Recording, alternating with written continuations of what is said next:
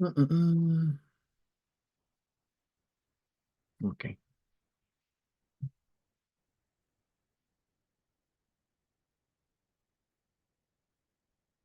Next time I'm gonna start earlier to do this.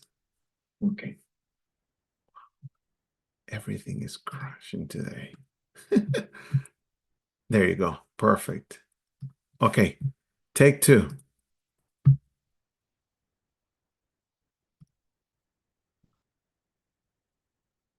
Welcome. My name is Talon Acosta, and I'm going to be your tour guide for the next hour and a few minutes. Today, we're doing Exodus Part 2. Yesterday, we started the story of the Exodus. It begins with a promise. Jehovah gave Abraham a promise that his offspring is going to be like the sand of the seas. We went into a lot of detail as to how this was fulfilled. If you want to watch part one of this tour, please put your email on the chat, and I'll be more than happy to give you a link for it so that you can watch it with your friends and your family. What are we watching today? We're watching part two. Yesterday, it was Abraham. It was Joseph, and it was the birth and the start of Moses. Today, we're going to talk about Moses, the 10 plagues, a very hard-headed Pharaoh, and how Jehovah really humiliated this leader, especially when he refused to let his people go. As you probably know, all of our tours are open to friends and families, unbelieving relatives, co-workers, return visits, progressive Bible studies, anybody who love the Bible, who love history, and who loves the museum. This is the place for them to be. So I want you to share this with your friends and family. Take a look at this. Unveil Egypt's secrets. Join our exclusive journey. Join us on an unforgettable journey through the wonders of Egypt from May 1st to May 11th, 2025. Let history come alive as we explore this ancient land together. Our adventure begins at the iconic pyramids of Giza, where the mysteries of the past await. Stand in awe of these colossal structures, symbols of Egypt's enduring legacy. Feel the thrill of stepping inside the Great Pyramid. Walk the same paths as ancient pharaohs and imagine life in this once thriving civilization. From Giza, we venture to the bustling streets of Cairo. Experience the vibrant culture, rich traditions, and the warmth of Egyptian hospitality. Next, enjoy a luxurious 4-night cruise along the Nile River. This serene journey offers breathtaking views and a chance to unwind in opulence. As we sail, explore ancient temples and monuments. Stand where history was written, from Luxor's grand temples to the captivating Valley of the Kings. Discover Karnak Temple, a testament to Egypt's architectural genius. Walk amidst towering columns and marvel at the artistry that has stood the test of time. In Aswan, witness the beauty of the Philae Temple. Nestled on an island, this sacred site is a serene sanctuary surrounded by the tranquil Nile waters. At every stop, our expert guides bring Egypt's history to life. Learn captivating stories of gods, kings, and everyday people who shaped this remarkable land. Indulge in delectable Egyptian cuisine throughout our journey. Savor flavors that blend tradition with creativity, from street food delights to gourmet experiences. Our trip concludes with a visit to Alexandria. Explore this coastal city's stunning sights and reflect on the incredible journey we've shared together. Don't miss this exclusive opportunity to explore Egypt's wonders with us. Spaces are limited, so reserve your spot today for a journey you'll never forget. For sure. For sure. Friends, if you want to learn more about this trip, I have a tour for about an hour this Friday at 8 p.m. Eastern Standard Time. The purpose of the tour is to walk you through the itinerary, explain to you what you could expect, and the things that you will learn or you're going to be exposed to if you come to that tour. Please remember that we will help you to find a roommate. We have a roommate agreement that you can fill out, and we can start looking or match you with all the single sisters that have applied in the past. In addition to this review of the itinerary, we're going to have the traditional 10 plague of Egypt, where we're going to go a little deeper and with more time to talk about the places where we're going to be and about the 10 plagues. If you ever miss any of our tours, please go to our YouTube channel where you can find a boatload and Nile River of recorded tours where you can watch between you and your family and friends. Okay, so continue to put your email on the chat and I'll send you the recording of today's tour and the recording of part one. But we are also introducing new tours. We're recording tours every week. And this is the tour that I'm hoping to finish this week.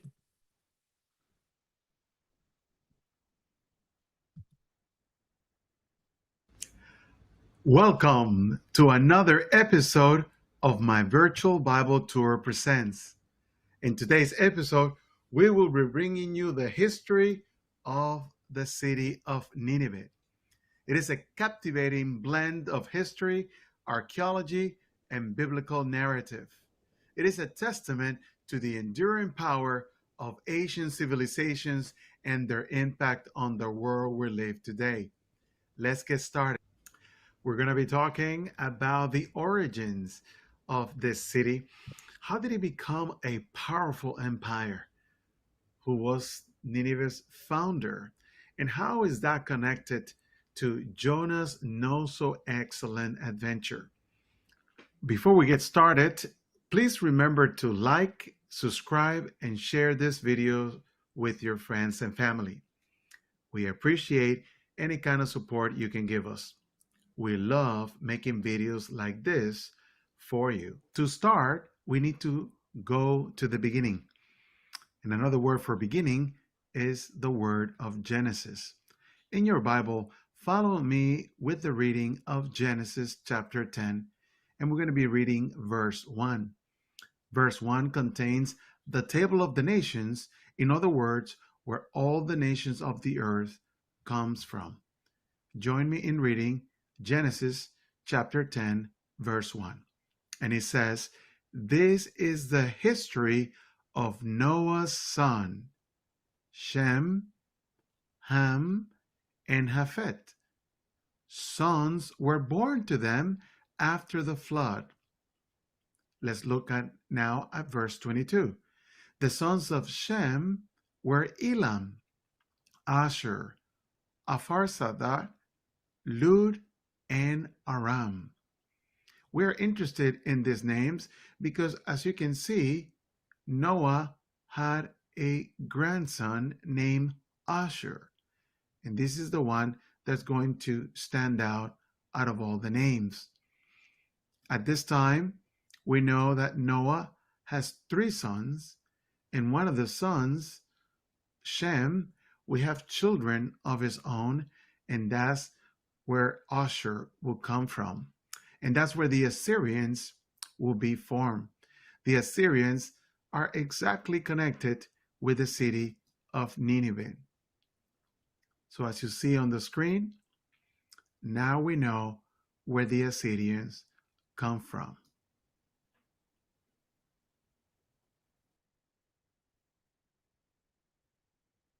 So there you go. That's a little preview. Uh, Please continue to follow us on social media to tell the friends about the work that we are doing here. We appreciate it very much. Remember that this is a work of love. We do the tours so that your friends can be entertained, but also motivate you to do personal study.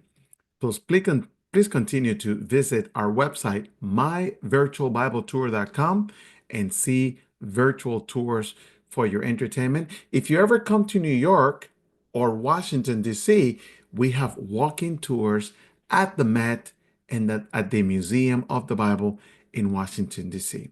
But if you can travel and you would like to join us on a trip, like we mentioned today, we're going to have a trip of Egypt on May 1st to May 11th. So if you did not apply to a special convention, or if you're waiting to get an answer for your special convention, feel free to send us an email so that we can save your information. And if you do not get accepted to your special convention, you can come with us to Egypt. Take a look at this.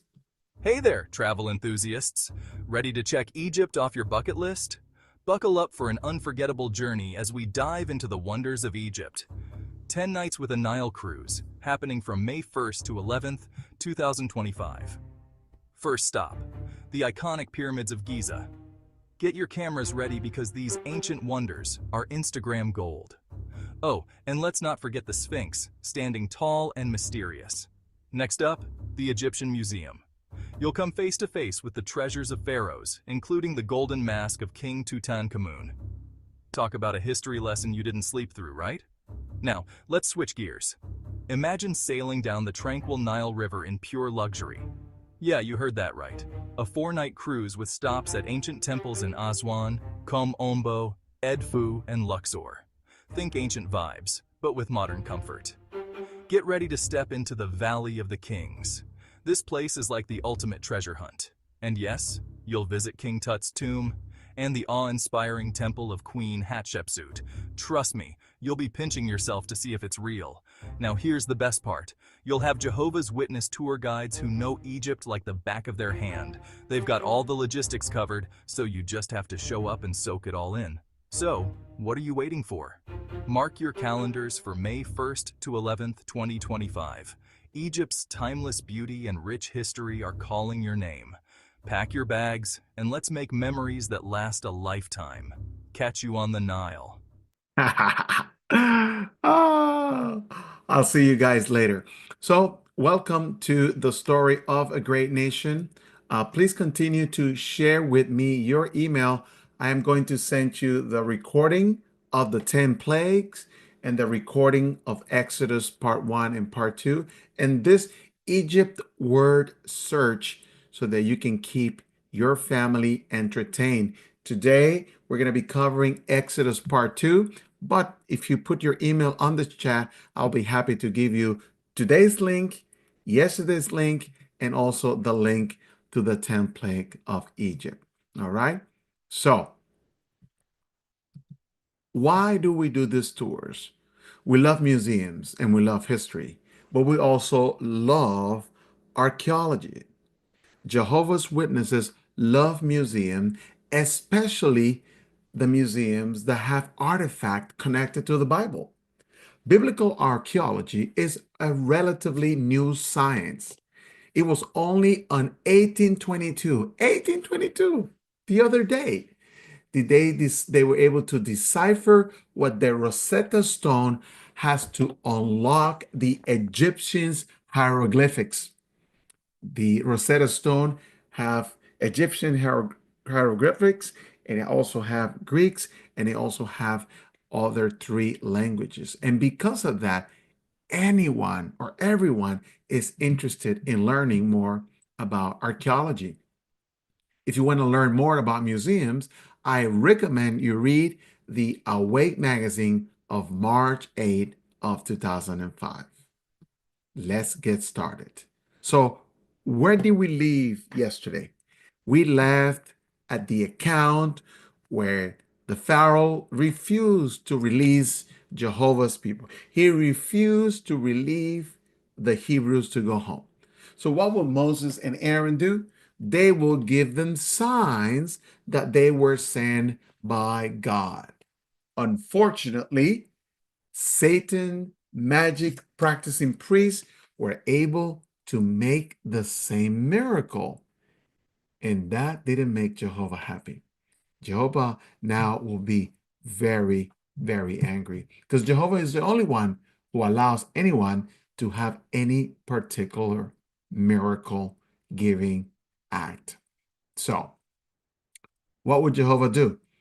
Well, first, embarrass the magic practicing priest by the rod that was used by Aaron, they will eat the rods of the magic practicing priest. Yes, you're able to duplicate what I did, but mine defeat yours.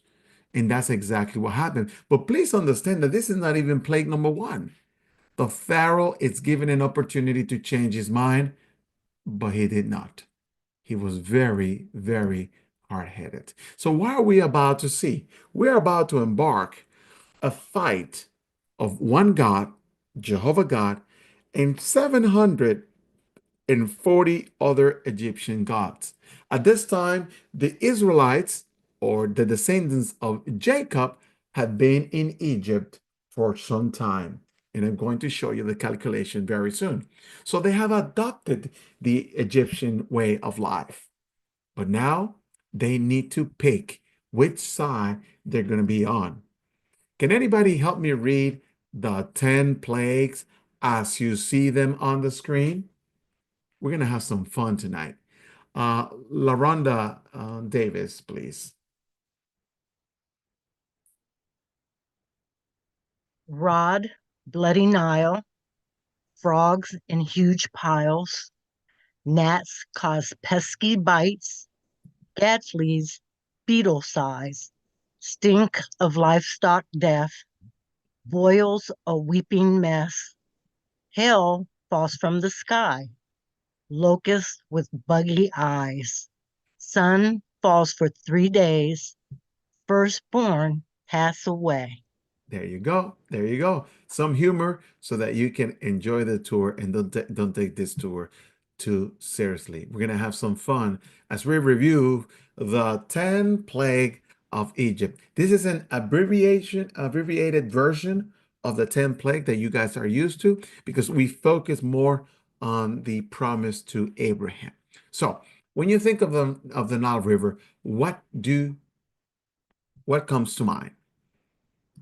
Is it the largest river in the world? Is it the longest river in the world? Well, it was until a couple of days ago, a couple of years ago, that it was believed that the Nile River was the longest river in the world until someone went to the Amazon and it was concluded that the Amazon was actually a little bit longer than the Nile River. But for this tour, I wanted to show you the longitude, how big and powerful the Nile River is. What you're seeing right now is the area of Goshen, where the Israelites will be sent. But this is where the river meets the ocean. Look how long the Nile River is. So when you think about plague number one, you could imagine how bad this was. As we get closer, you can see that the Nile River was the life of Egypt. Anything close to the river will be green. Somebody says, Stalin, when I heard about Egypt, I think about desert. But when you look about the Nile, I think about life. But I also think about blood. Because that's exactly the humiliating factor that Jehovah did to teach a lesson to the Egyptians, but also to teach a lesson to the young nation of Israel. So come with me.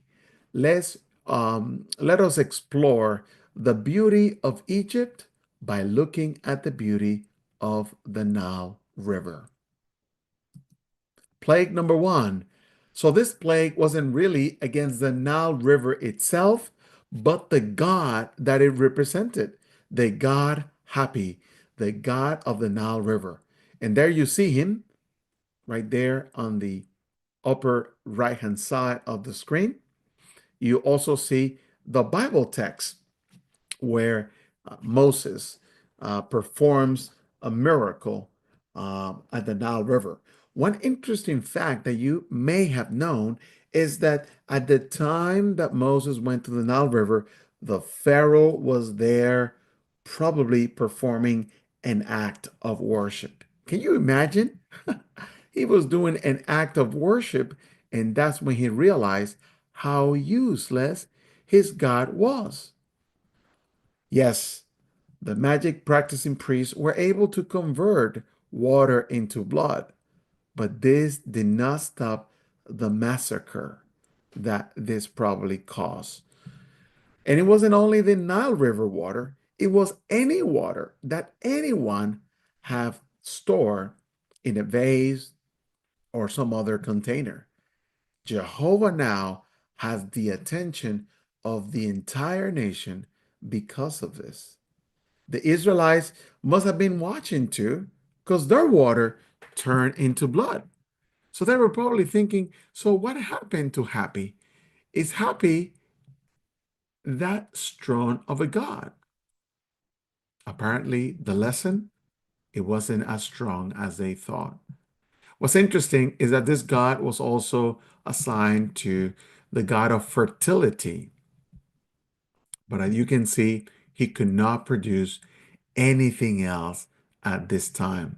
We're going to travel to the Luxor Temple, which is a place where we're going to go in person. Yes, we're going to go to the Luxor Temple in Egypt, and you will be able to see this picture in real life in the museum. So what do we see here? Let me give you a little circle. You can see the God Happy. You can see the representation. You can see how this God is associated with the Nile River and the site of the famous city of Thebes was it in ancient Egyptian, the city of 100 gates. So if you have heard of the word Luxor, I hope you're not thinking about Las Vegas. No, we're going to go to the actual country of Egypt to see this. An interesting thing that you may have noticed in the artwork that appears on our publication is the jewelry that the Pharaoh was probably using. And this is very entertaining because women love jewelry. But apparently, it wasn't only women that were wearing jewelry. Please raise your hand if you have been at the Metropolitan Museum of Art of New York City. Let me know by raising your hand. Okay, I see a couple of hands coming up. Continue to raise them because, friends, you can watch this tour at the Met in person. And soon we're going to be recording our tours at the Met so that you can watch them as well. So continue to raise your hand so I can see how many of you have been at the Met. If you probably see this artwork in one of our publications, you can see the Pharaoh, right? You can see the statue over there, right? And you can see the jewelry on the Pharaoh. And this jewelry is found at the Met. So you have very tangible evidence that the Israelites were in Egypt. And when we go to Egypt in person, you will have access to a boatload of artifacts. If you think the Met is fascinating, the museum in El Cairo is going to blow your mind with all the evidence that you have. We're going to go to plate 2. Who let the frogs out? Who let the frogs out? Cricket. Cricket. Nobody. Jehovah was the one who let the frog out. Yes, the practice magic, the magic practicing priests were able to duplicate this, which concluded in a big, uh, in a big problem for everyone. Can anybody help me read Exodus chapter 8? And I need to lower the hands. Exodus chapter 8. Let's invite Jenkins, please. Exodus chapter 8, verse 3 and 4. And the Nile River will swarm with frogs, and they will come up and enter into your house, into your bedrooms, on your bed, into the houses of your servants, and on your people, into your ovens, and into your kneading troughs, on you, on your people, and on all your servants. The frogs will come up. Oh, unless you are 5, most people don't like their frogs on top of them. So the first thing I said, who let the frog out? It was Jehovah. The next thing I'm going to say, the frogs were at Bed, Bath, and Beyond. Anyway, the frogs represented obviously a powerful Egyptian god. Jehovah decided to humiliate their god in order of priority. As you can see here in the temple of Dender, another temple that you guys are going to see, you see the god of Heket. And what's interesting is that the god is there. Look at it at the circle, and the God is in front of the Pharaoh. So you got a God that looks like a ram on the left hand side, and you see the God that looks like a frog on the right hand side. And we'll be able to see that on the trip in person. Now, again, something interesting happened that never happened before. Moses was the first human to actually perform a miracle. But the magic practicing priests, they were able to do that as well. We see that on plague number one, and we see that on plague number two. How were they able to do that? Do you know the names of the magic practicing priests? Believe it or not, the names are registered in the second letter that Paul wrote to Timothy, probably before his death. 2 Timothy chapter 3, verse 8. Can anybody help me read this text? And this is something that maybe some of you did not know.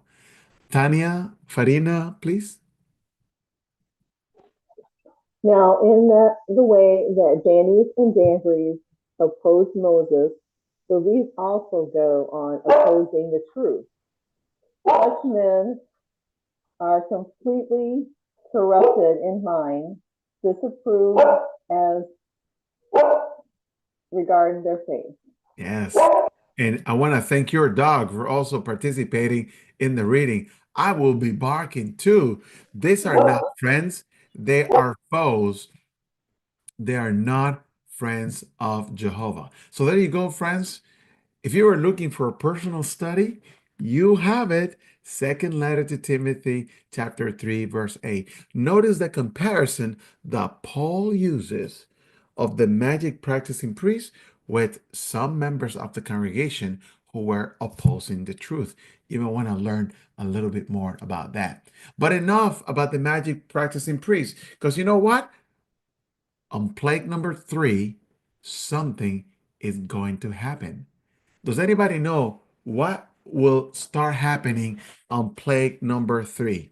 What was so special on plague number 3? Deborah?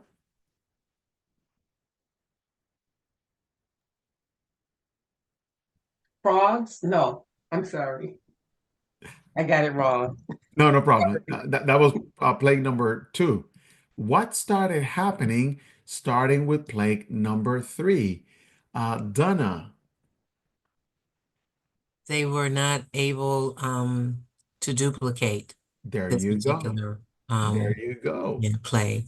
Thank you. Thank you, Donna. It looks like you are paying attention and doing your personal study. That is fantastic. Friends, again, we're not going to go into the details of each of the plague, but can you imagine 3 strikes and you're out? Or how about the God of plague number 3? He is known as the Lucky Charm. What you're seeing right now is a papyrus, which is located at the British Museum now.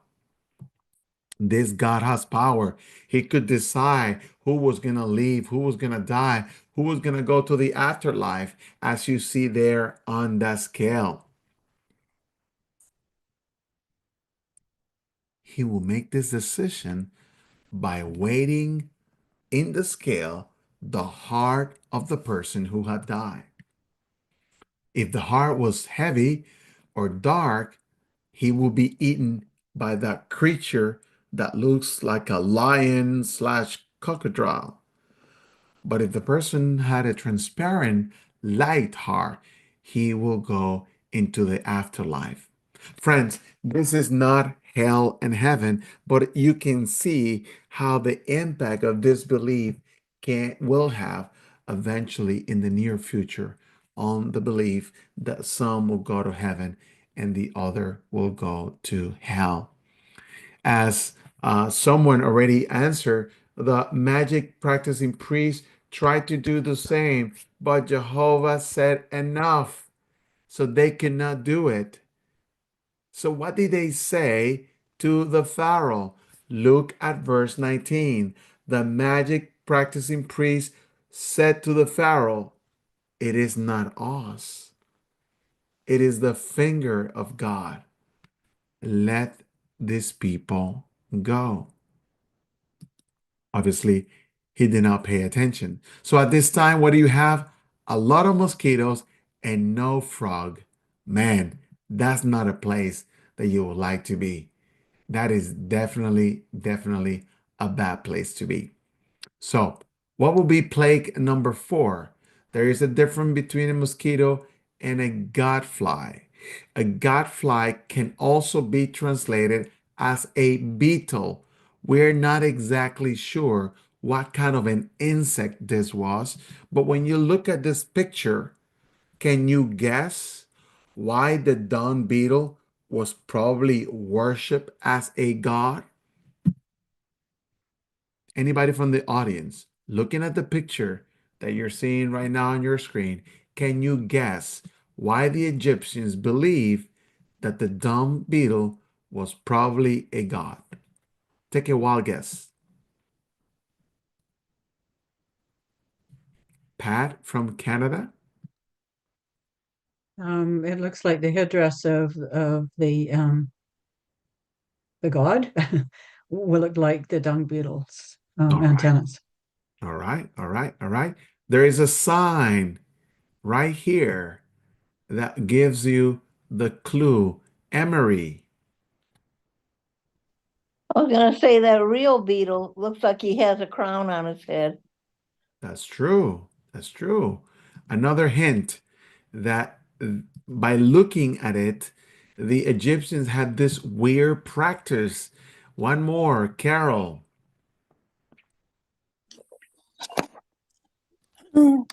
He rolled his dung into a ball and they thought it was the earth. He created the earth or something. Oh, goodness, you were very close, very close, very close, very close. Egyptians will worship anything with a circle on the top. Recognize the circle? Have you seen this circle before? Of course, you have seen that circle before. It's called the halo.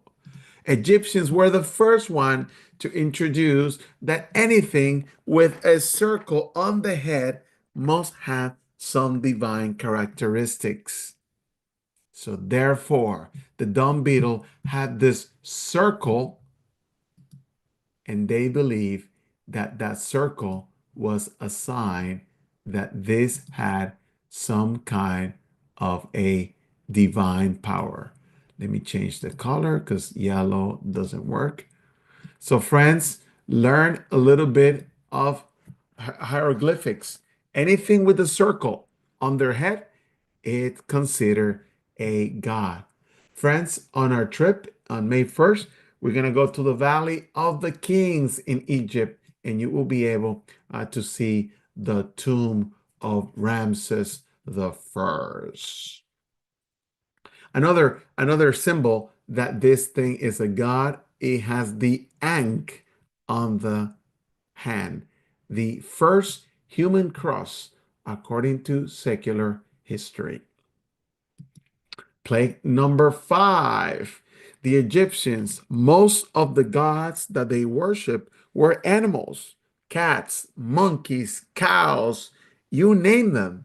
So when plague number 5 came and all those animals were dead, it was a total humiliation to several other gods. You have Hathor, which you see right here, and you have Nuts, which you can see it right here.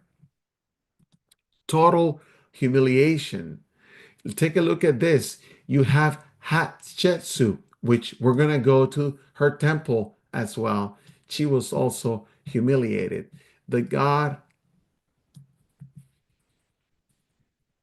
here on the screen also humiliated, represented by a cow. And now you can see the impact of the Egyptians in other false religion. You have Buddhism, where they have the circle, right? And early Christian artwork also shows the disciples of Jesus Christ with a halo, which is completely wrong because the origin of the halo are actual in Egypt and not in true Christianity. In case you wanted to share that with one of your Bible students, where does the halo come from? Plague number 6 is a very powerful one because everybody will get sick. Everybody will get sick. And the god that represented health was the god Isis. I forgot to mention something, and I'm going to go back because now I remember. On plague number 3, right? The magic uh, practicing priests were unable to replicate what Aaron and Moses were doing. But starting on plague number 4 would only affect the Egyptians.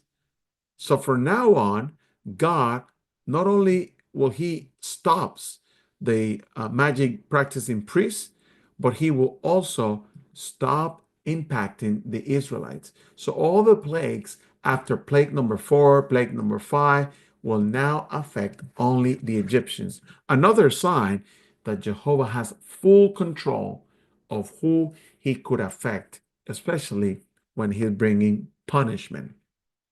So what was plague number 6 about? Everybody gets sick, and the God associated with health, she cannot do anything about it.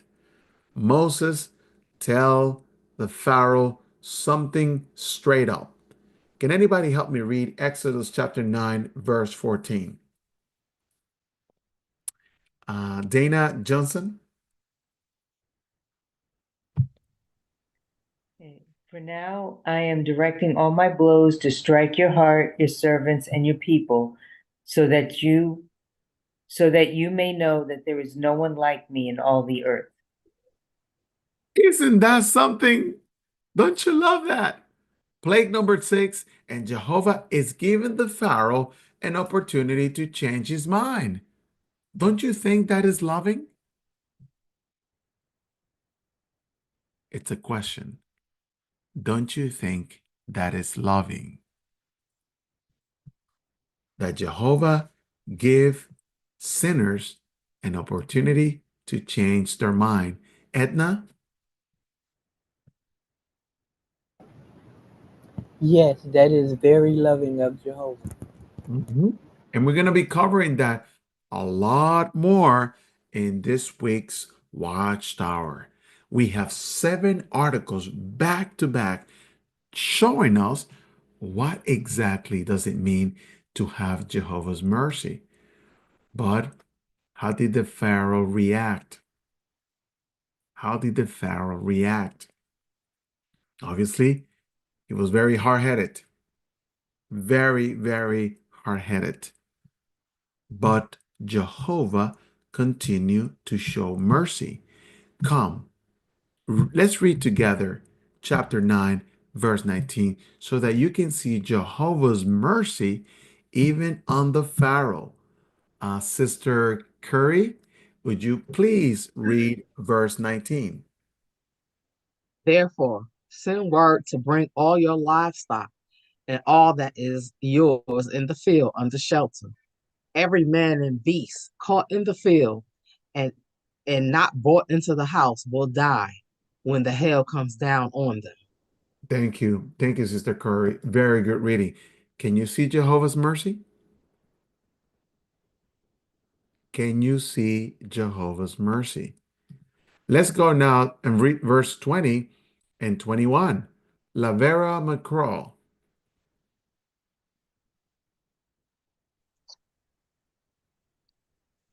20 and 21. Yes, ma'am. Any, anyone among Pharaoh's servants who feared Jehovah's word quickly brought his own servants and his livestock into the house. But whoever did not take Jehovah's word to heart left his servants and his livestock in the field. There you go. Do you see Jehovah's mercy? Emery. Yes, because at first he said, bring them in. If they didn't, he gave them a chance to save them. But if they didn't, then they all died. There you go. There you go. Friends, pay attention to this. This is very important and very timing, especially now when we are considering Jehovah's mercy. Now, let me be clear. Jehovah will give you a warning. Jehovah will send someone to talk to you, to reason with you, to give you the opportunity to live. But what was wrong continue to be wrong. Let me show you how angry was Jehovah with the Egyptians. Come with me and let's read Psalm 78, verse 49. Psalm 78, verse 49. Connie Luna. He inflicted his burning anger on them, fury and indignation and distress, companies of angels bringing calamity. Very good. Thank you, Sister Luna. How angry is Jehovah? He inflicted his burning anger on them. Why was Jehovah so angry? Number one, they wanted to kill all the baby boys. Remember? Including Moses. That was number one. Number two, Satan gave humans the ability to perform miracles. And that is only that only Jehovah has the right to do. And number three, they refuse to let Jehovah's people go. You've been warned. I'm giving you time to change. And now let's see how Jehovah, he causes to become. In other words, he uses his power to become whatever is needed to accomplish his will. And sometimes people respond favorably. So what happened? Moses stretched out his rod towards the heaven, and Jehovah sent thunder and hail, and fire fell down to the earth. However, those who pay attention were able to save their animal. But those who did not pay attention, they would have lost everything. And as I stated earlier, starting on plague number 4, only the land of Goshen had no hail or had no other plague. And the Egyptians are paying notice. The Egyptians are saying, wait a second, why am I going through all this trouble? Our gods are not doing anything for us. Their God is the one doing all the things. I'm going to take a look and I'm going to see the gods of the Israelites. But there was a guy who refused to listen. Can anybody help me read Exodus chapter 10, verse 7? Deborah from Florida. Then Pharaoh's servants said to him, how long will this man continue to menace us? Send the men away so that they may serve Jehovah their God. Do you not yet realize that Egypt has been ruined? So, who's talking right now? Raise your hand if you know who's talking. Is it Jehovah's talking, or is it Moses, or is it one of the Pharaoh's servant? Let's go to Texarkana. Sister Webster. It was Pharaoh's servant. So he didn't listen to Jehovah. He didn't listen to Moses. So now Jehovah is using the people serving the Pharaoh. Do you see Jehovah's mercy? Absolutely. Jehovah will try. Anyway, let's continue. Plague number 8. If the hail did not destroy all the vegetation, whatever vegetation that is left will now be destroyed by plague number 8. Take a look.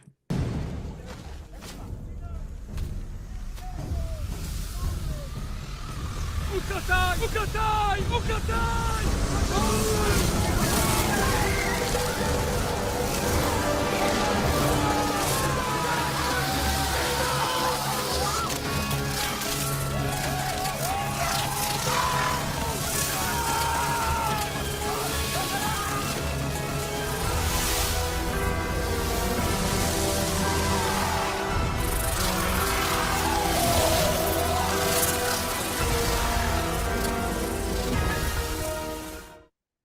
Friends, if you go to YouTube and you look at what the locusts can do in Africa and many other places, this is not that unrealistic. This is very possible and it happens all the time. So, 8 plagues so far. No food, no water, no animal. What else do the Egyptians need to do to realize that they're fighting something bigger than them? Well, plague number 9 really brings it home. They're able to see that there is light all the way in the green area that I showed you earlier. But the rest of the country is in complete darkness. And this will humiliate a triads of God. You got the god Ra, you got the god Horus, where the word horizon come from, and you got the god Thoth. All three of them humiliated by not having a simple ray of light, except from where the Israelites were. Moses is telling them, listen, I got one more, but the Pharaoh did not want to listen. Some people are so hard-headed that Jehovah, it's okay because I gave you the opportunity to live. The 10th plague, it's rather special in the sense that now they're going to give death to the firstborn of anyone, including the Israelites. What's interesting is that Jehovah provides an exit to all of this. You need to sacrifice a ram, which is what you're seeing there on the screen. And the ram represented the highest god in the Egyptian lineup, Amun Ra. Yeah, he's the same guy that you mention when you say Tut Ankh Amun. Yes, this god have the largest temple in the country of Egypt. Here is a 3D rendering of what the temple may have looked like almost 3,000 years ago, because right now the only thing you find is ruins. Can you imagine something as large as what you're seeing now? Yes, Amun-Ra was very, very big. But this is the God that Jehovah preserved for plague number 10. To help us visualize, I'm going to show you what the temple looks now and what the temple may have looked 3,000 years ago. Pay attention to the colors of the columns. Isn't that amazing? The Egyptians have saved the best for Amun-Ra.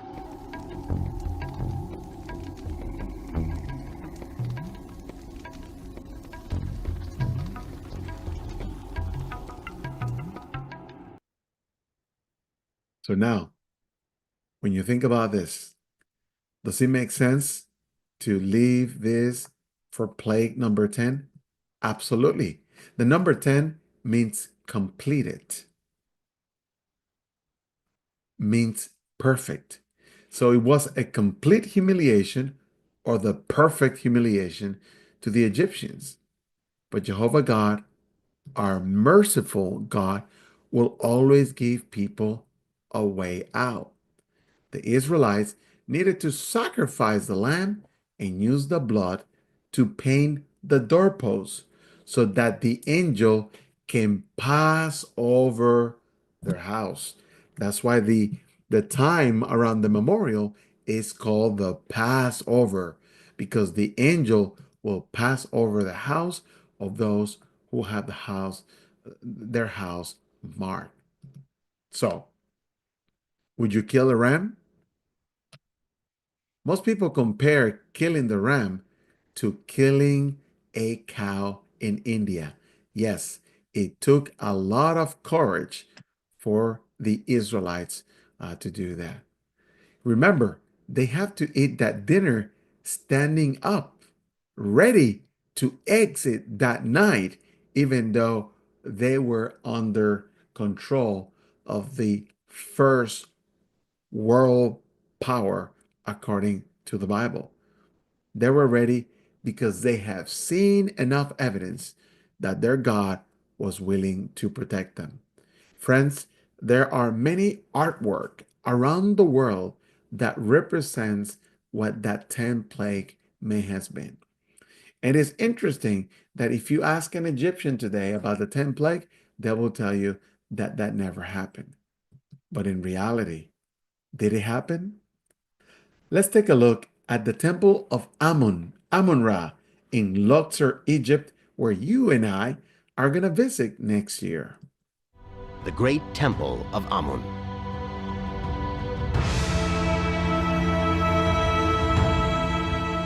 The temple was constructed over 3,000 years ago under the successive reigns of several different pharaohs. Its massive halls and courtyards are separated by towering processional gateways. This was the home of the most important deity in ancient Egypt, Amun. For the pharaohs based in the nearby city of Thebes, Amun was the king of the gods, responsible for fertility and creation. And the ancients believed that he had saved their land from domination by foreign invaders. They trusted in Amun to keep Egypt safe, fertile, and prosperous.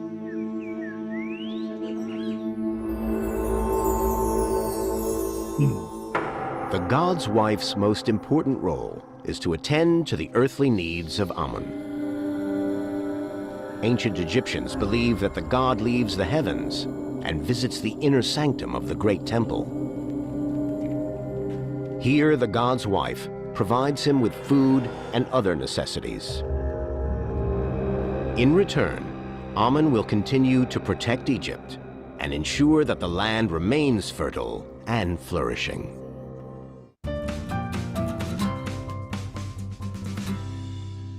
So it was public knowledge that the firstborn was the most important god to the country of Egypt. No wonder that Jehovah chose this plague to humiliate the Egyptians. Many people have asked, Stalin, how did the Israelites ended up with gold, silver, and other pieces of jewelry?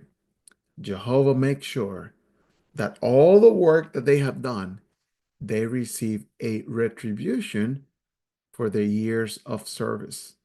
So the Egyptians gave the Israelites everything Jehovah told them to do. Jehovah recognized that what they did to enslave his people was completely wrong. We started this tour on Exodus part 1 talking about the meaning of Jehovah's name.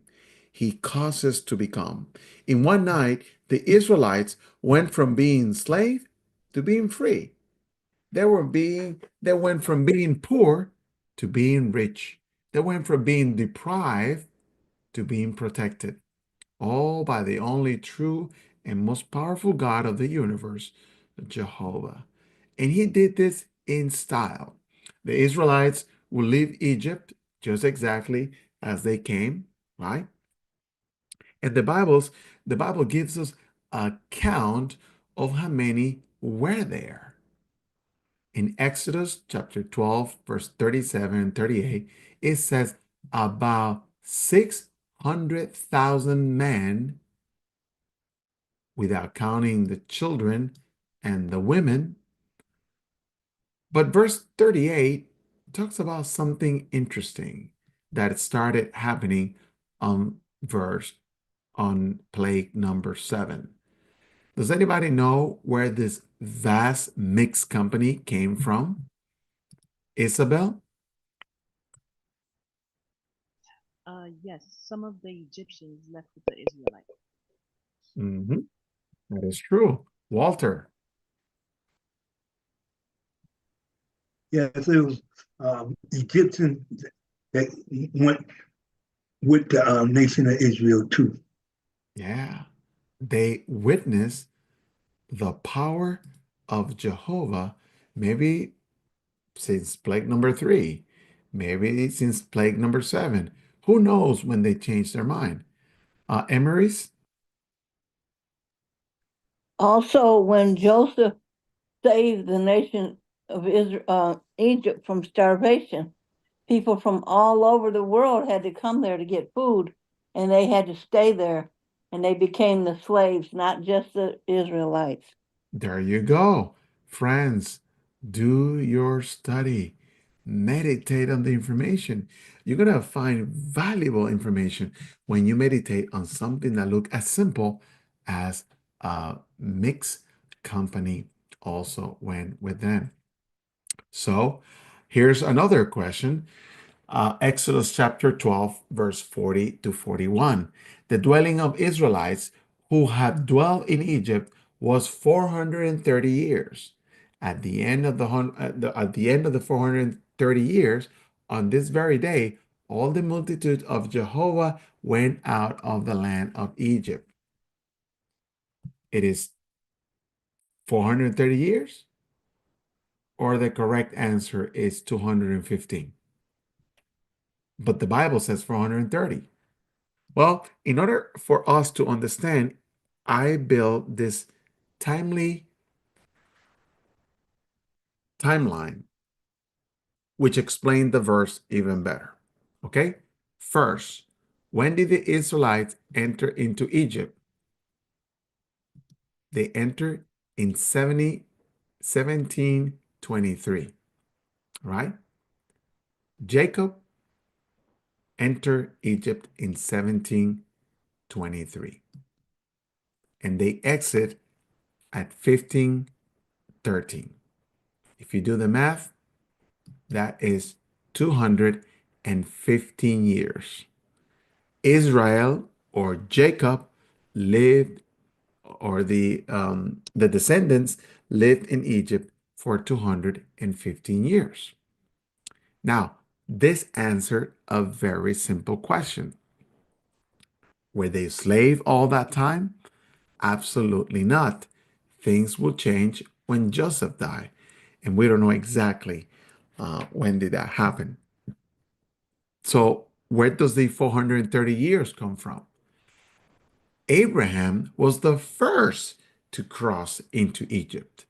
And it was to Abraham that Jehovah made that promise. I will make you a great nation.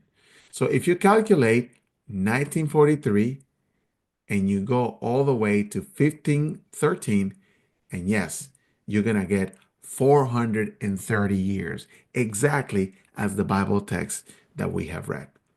So there you have it. From 1943, when Abraham crossed into Egypt, until they exit Egypt, there's 430 years. But there's 215 if we count from Joseph to the end. Really amazing. But the real question is, how long were they enslaved? Well,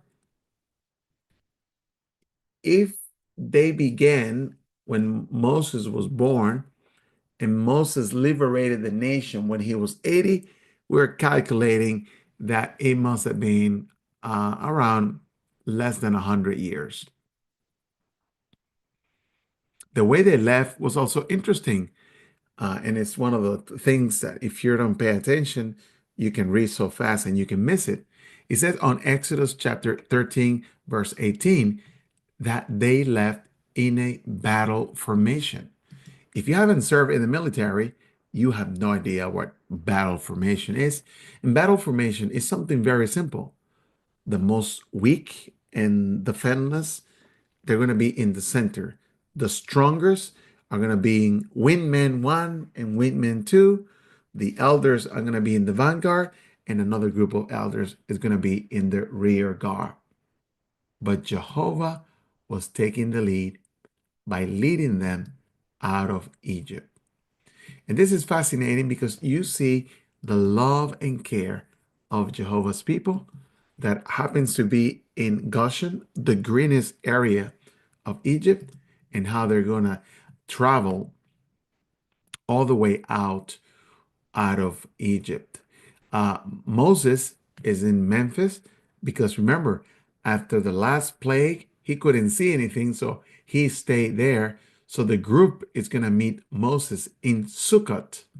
So the whole group is going to meet right there. And then as a group, they're going to exit Egypt. And they're going to be following a column of cloud during the day and a column of fire during the night. Jehovah was with them all the time. Now they move from Izam to Pi-Ariot, and this is where the Pharaoh changes his mind after releasing them. They say, what am I doing? I'm releasing free labor. I'm going to go back and I'm going to chase them. So the only way out was to actually cross the Red Sea. And we're going to go to the Red Sea on this trip. We're going to be at a 4-star hotel. We will be able to get into the water of the Red Sea and feel like what the Israelites may have felt when they saw this great display of power. So you may be thinking, the Israelites and the vast and the mixed group, they're saying we should not be afraid because Jehovah God sent the 10 plagues and he humiliated the Egyptian gods. But when you think about the military, the Egyptian military, and what they represented, it is possible that some humans became very, very afraid. There's artwork that shows that the Egyptians will take the head of all their prisoners. And in some cases, they will take their hand as well. So their history, their brutal professionalism may have scared some of the Israelites. Imagine 600 war chariots, 50,000 men on horses, and 200,000 soldiers on foot. Can you imagine that?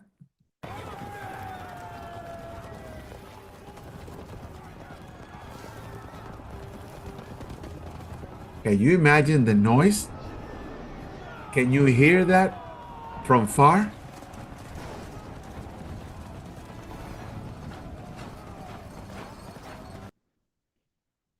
That must have been scary. They got so scared that they told Moses, you have brought us here to die in the wilderness. What have you done to us by leading us out of Egypt? So 10 plagues were not enough to convince them that Jehovah was on their side. They were afraid. And when you're afraid, you become paralyzed. But look at the way Moses responded to their behavior. Do not be afraid. And I would like someone from the audience to open JW Library and to look at this phrase on their Bible. Please open JW Library and perform a search and type do space not space be space afraid. And then share with me on the chat the number of times that the phrase, do not be afraid, appears on the Bible. I really appreciate it. Anyway, Moses tells them, hey, I know Jehovah. So stand firm and see the salvation of Jehovah that he will perform for you guys today. And this is where the miracle of the Red Sea takes place. This is the time where they're seeing something like they had never seen before. Friends, for those of you who are searching for the phrase, do not be afraid, please go to the section, all verses, so that you can see it. And you have to search it in English because in other languages, the number is a lot small. Do not be afraid. Anyway, can you imagine more than 2 million people? You got it, Ron and Molly. You got it. You got it. Can you imagine close to 3 million people crossing between 2 a.m. and 6 a.m.? Thank you, Chapman. You also got it. Alton, you also got it. Let me see who else got it. Carol, you also got it. Morgan, you also got it. So, friends, the Pharaoh was drunken. Deborah, you also got it. And they chased them. And just when everybody crossed, Jehovah told Moses, close it. Pat from Canada, you also got it. And what happened? The Israelites were able to see the army of the most powerful nation completely destroyed before their eyes. Beverly, you also got it. Locked, you also got it.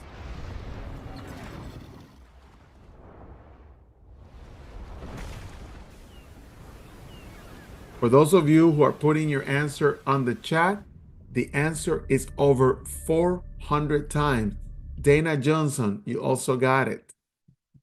Friends, what's really silly about this is that they had a God who protected the Egyptian army. And that God is represented by, as you see there, an ankh and the circle on the head. Cheryl, you got it. So it looks like cats don't like water. That's why she didn't protect them at the end. Jehovah's people was so happy that they performed one of the first song registered in the Bible, and we're still singing that song today. It's called the Victory Song. Let me sing to Jehovah, for he has become highly exalted. Oh, you know how it goes.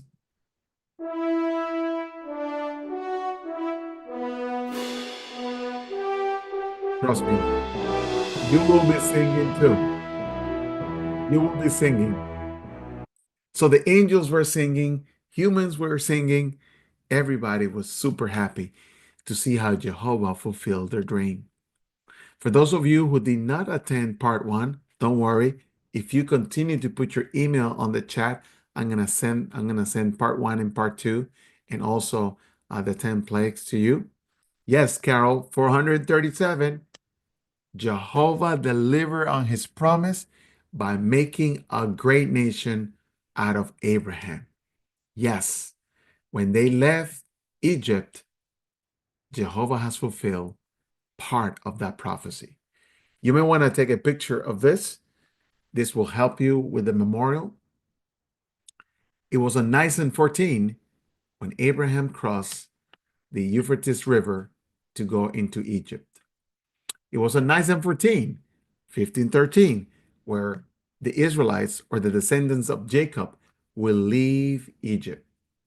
And it was in Nisan 14 where Jesus will actually celebrate the best Passover of all time.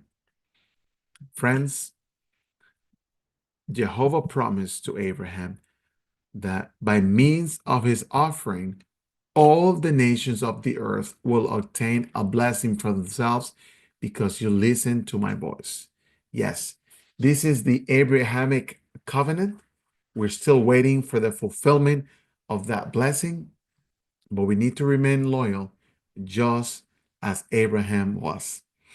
every lover of righteousness who reads the inspired scriptures and who truly comes to know with understanding of the full meaning of Jehovah has every reason, therefore, to love and bless that name, praise it and exalt it, fear it and sanctify it, but most of all, trust in it, because our loving Father, Jehovah, He causes to become.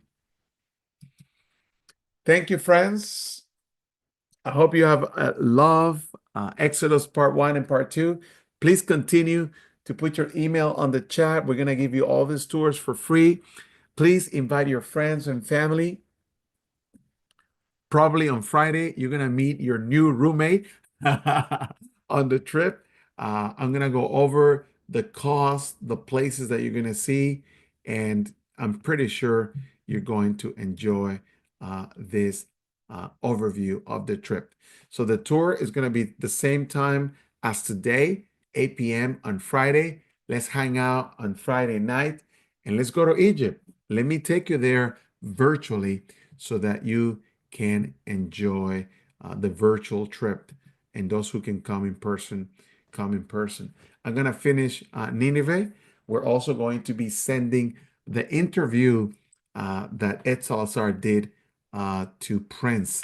That also is going to be shared in a recorded fashion. So please, please, please, pretty please, tell your friends about us. Sharing is caring. And also, we appreciate the financial support that you friends have given us for the past 4 years. We've been doing virtual tours for 4 years.